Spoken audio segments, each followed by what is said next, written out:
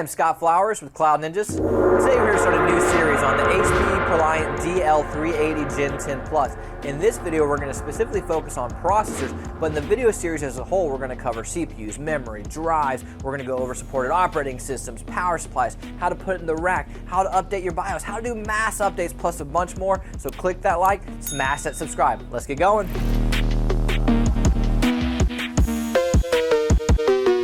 Hey, thank you for stopping by today to learn a bit more about the HPE ProLiant DL380 Gen10 Plus. As we mentioned, this video will be specifically focused on processors. So what we're going to do in this video as a whole, first off, we are going to cover just some general information about the processors. Then we're going to go over the CPUs that we recommend, because we get asked that all the time. Hey, what CPUs do you recommend?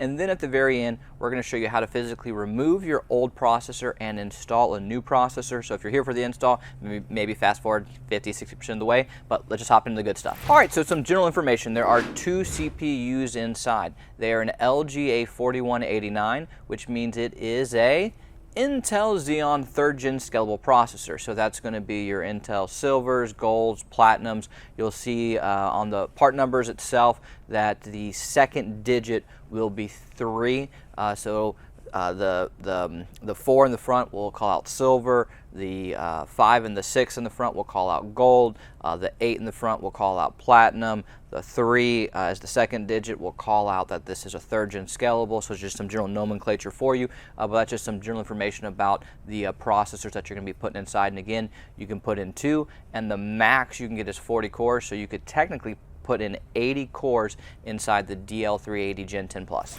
All right, so what procs do we recommend? Well, we get asked this, I feel like, on a daily basis for different systems that we're selling, and really it depends on your application, your budget, a ton of different stuff goes into it. But nonetheless, we like to break it down into 3 categories. We have our low end, our value, and our high end, and really it's kind of self-explanatory. The low end is going to be your budget-friendly, cheaper, lower-end specs. Your value is going to be that nice little sweet spot where it's still, not going to break the bank. It's not overly expensive. You're going to get nice specs in there, though, not as good as the high end, but much better than the low end. And then you have the high end, which is just going to be some of the top end procs that we recommend. Some of them are more expensive, some of them aren't, but this is just how we kind of break it down in really all of our systems. But so let's just go ahead and hop in with the chart and show you some of the ones that we recommend. I'm a big fan of the Gold 6338.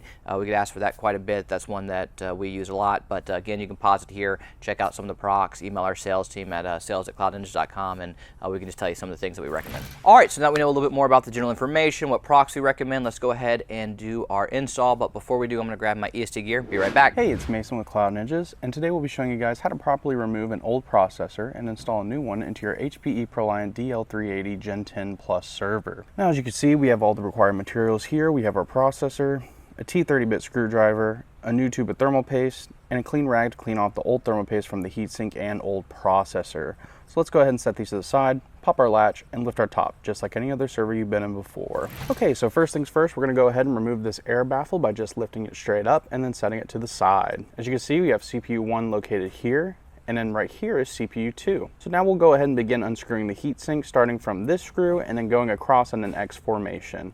This is important so you don't damage the motherboard in any way, so just make sure that the heatsink is unscrewed in an X formation. This is very similar to unscrewing the lug nuts off a tire whenever you're trying to replace it with a spare tire or even a brand new one. So once you have it unscrewed from the motherboard, you can simply press these metal tabs inward and then lift it straight up. Flipping it over, you'll see this old processor attached to the heatsink with the bracket. So let's go to the side of the server, and you'll notice that this lever located right here will actually release the CPU from the bracket when you flip it over. And as you can see, it is easily detached the processor on all the tabs from the side. So now we're just going to go on each side, making sure that's detached, and then remove the CPU from the bracket. Once it's removed, we'll set this into a CPU tray to the side. And so now getting the bracket off of the heatsink is a bit tricky. If you can't get your fingers to unhook each of the corners, you can grab the small flathead screwdriver and then unhook each peg in all 4 corners. So now that we have that unhooked, using this clean rag, we will begin to clean off the old thermal paste from the heatsink and old processor. Now, it's important to clean the old thermal paste off to the side of the server and not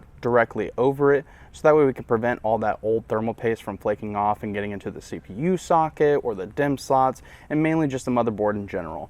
So just make sure to clean that old thermal paste off to the side of the server. Now that we have our heatsink and old processor cleaned up, we will take our new CPU and locate the gold triangle in the corner. You will need to match that gold triangle with the triangle that's located on the bracket right here. So go ahead and attach the processor to the bracket by setting the lever back in its original position and then sliding the processor into each of the tabs.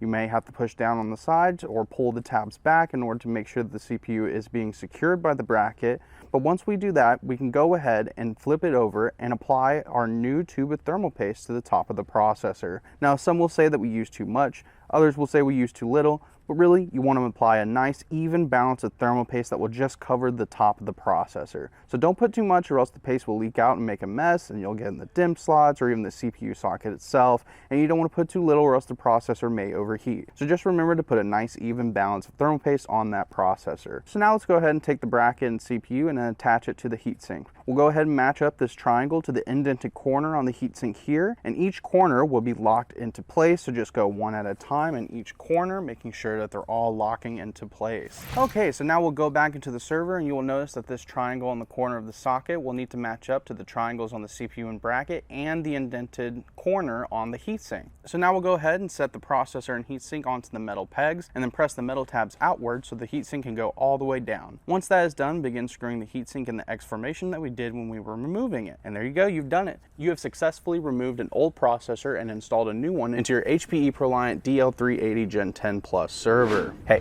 do us a favor, click that like button and smash subscribe. If you're looking for any custom built HPE, Dell, Supermicro, Asus, Gigabyte, Cisco, IBM, maybe you're looking for an AMD Ryzen server or an EPYC server, maybe you're looking for a GPU server, we have it all. We have both new and refurbished, so please give us a call or email us at sales@cloudninjas.com. That's sales@cloudninjas.com. Anyways guys, thanks for stopping by.